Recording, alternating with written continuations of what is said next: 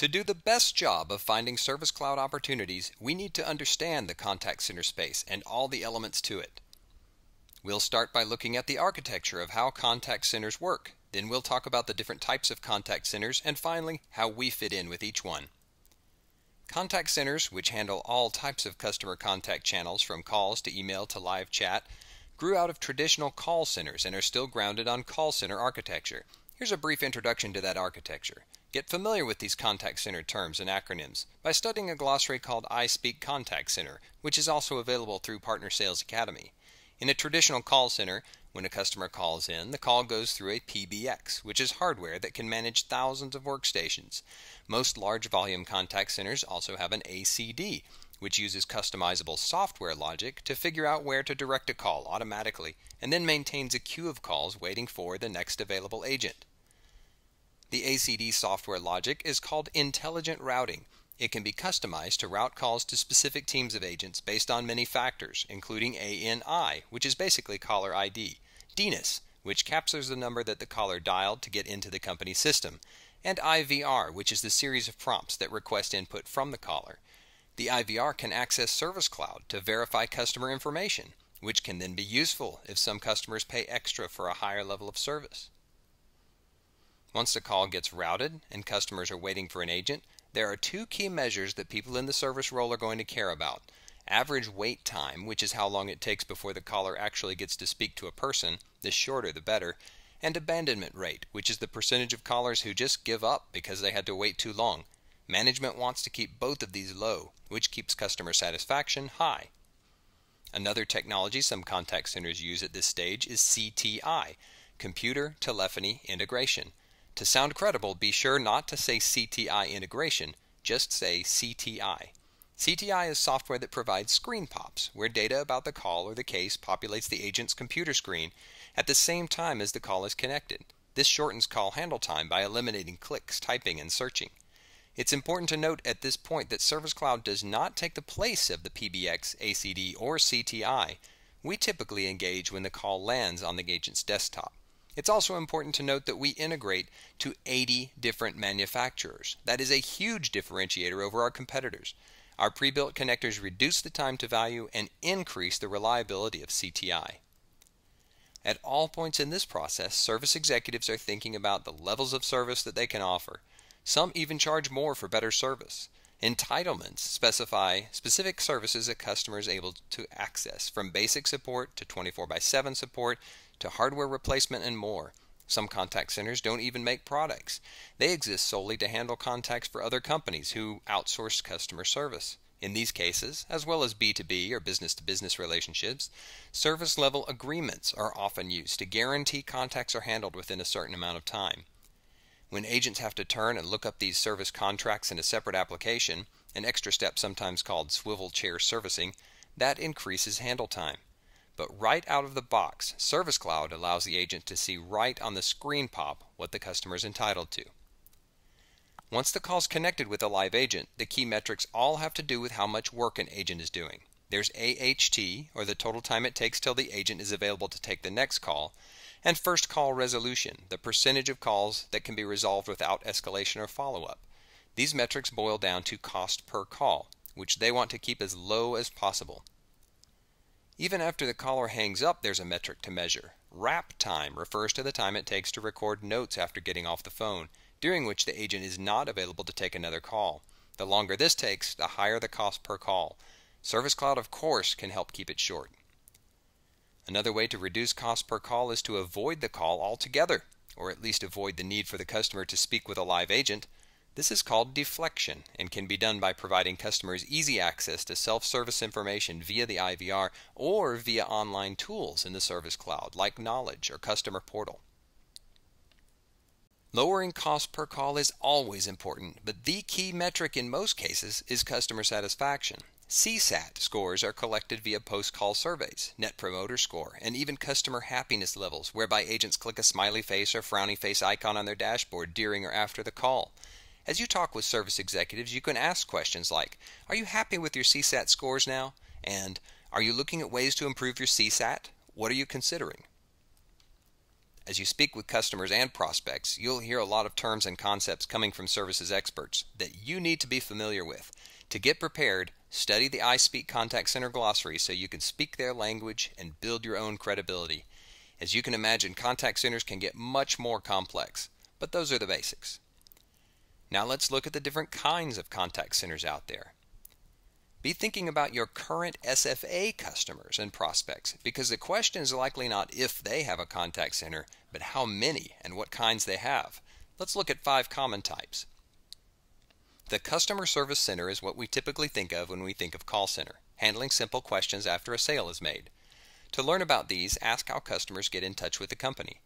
Customer service agents are often part-time employees, so a common problem for management here is frequent staff turnover. Gartner notes our strength in ease of use and a simple interface. That really helps keep training brief, which can decrease the costs of high turnover. Customer service is considered a cost center because it doesn't generate revenue. However, our back-end integration can help agents upsell or cross-sell other products by giving easy access to more information about the customer. For example, cell phone companies can see when a contract is about to expire and can then try to upsell to a new phone or cross-sell additional products. Technical support is sort of the next level up from customer service. These centers help solve technical problems by walking the caller through diagnosis and resolution. Most companies offer technical support for the products they sell, either for free or for a fee, and tech support may be delivered over the telephone or online by email or a website. As part of your discovery, call the Prospects 800 number, ask about products, and ask if there's a technical support department. Sometimes we don't differentiate technical support from customer service centers in the organization, but we need to start doing so. Typically, the calls will be longer than customer service calls. The tech support is definitely considered a cost center. What's particularly important here are the service level agreements, service contracts, and entitlements. There is some potential for them to be profit centers by upselling service contracts if a caller doesn't have the right level of service. With expensive, complex products or ones that don't have customer serviceable parts, the company might send somebody to the customer's location with a van and tools and spare parts. We call that field service, and that's another type of call center. There are a lot of moving parts when it comes to field service. They have a parts inventory, they need to know where the truck is, what's on the truck, how that maps to the customer's request, and more. Field service also deals with return materials authorization, or RMA, which are used when they decide to replace rather than try to service. You see field service a lot with HVAC companies, cable companies, and tech companies that provide on-site service technicians. The help desk is similar to the other contact centers we've talked about, except that it exists for internal employees rather than for customers. There are typically 2 types of help desks: the HR help desk to handle employee questions about things like benefits, and the IT help desk to handle tech issues. The help desk is typically a small segment of the organization, but is a great opportunity for an enterprise licensing agreement. Use this type of call center to land and expand. The last type of contact center is telesales or telemarketing. We have to be very clear about the definition we use here and make a clear distinction between a Service Cloud opportunity versus a standard Salesforce SFA opportunity. Telesales is a method of soliciting prospective customers to buy products or services over the phone. If they're just dialing lists and creating leads or closing sales on the first call, this is a Service Cloud opportunity. The primary goal of telemarketing is generally not to close the deal, but rather to move the sales cycle along or generate leads for others. In this case, where they have a sales methodology in place with multiple stages, that's typically an SFA opportunity. Either of these is a huge opportunity because we play really well here. Finally, let's look at how Service Cloud 2 fits in with each contact center. We're stronger in some contact centers than in others, but there is huge opportunity across the board. Customer service is a great fit because we have a customer portal right out of the box. The market segment is full of legacy solutions that are tied to tons of hardware and customizations, and that has kept people on old versions.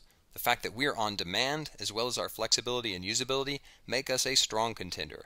There are a few challenges here, and I'll share these with you for each of the types of contact centers, so you'll be confident that the account executive can address these. Some challenges we might face with customer service include companies with lots of integrations. This can be done, but it adds complexity, and heavy-duty call scripting, where we would likely bring in a partner. We're winning customer service opportunities, and we will keep winning. The best opportunities are those who are trying to solve issues like better visibility within the organization, service level agreement management, and ease of managing entitlements, and high ERP dependence with lots of integrations. We're doing very well here, but there are still lots of opportunities. Tech support can be a great fit for many reasons, particularly our ability to increase deflection through automation and self-service. By auto-responding to inbound email, one customer is deflecting 10 to 20% of inbound cases. We also offer a single view, where all of the info a tech support agent needs is tied together instead of being in separate silos. As for challenges here, one may be the 24/7 tech support center, who thinks we're not an option because our maintenance windows mean downtime. We always look at these kinds of challenges as opportunities for further discussion. In one case, further discussion with a customer led that customer to determine it is a worthwhile trade-off because our tool would automatically be upgraded in short maintenance windows and they would never be down for extended periods to go through a software or hardware upgrade. With regard to maintenance windows and upgrade, note that with Service Cloud, the Salesforce.com account executive will likely talk to IT. We're fond of selling high, but in a lot of these decisions, IT is a much bigger factor and needs to be part of the discussion. We're winning some serious tech support opportunities because we can help them provide better customer service and because of the opportunity for self-service. Be on the lookout for more of these opportunities. Field service is not our strongest contact center, but can still be a great opportunity for Service Cloud, especially for partners. A strong relationship between Salesforce and a partner is needed for these type of opportunities.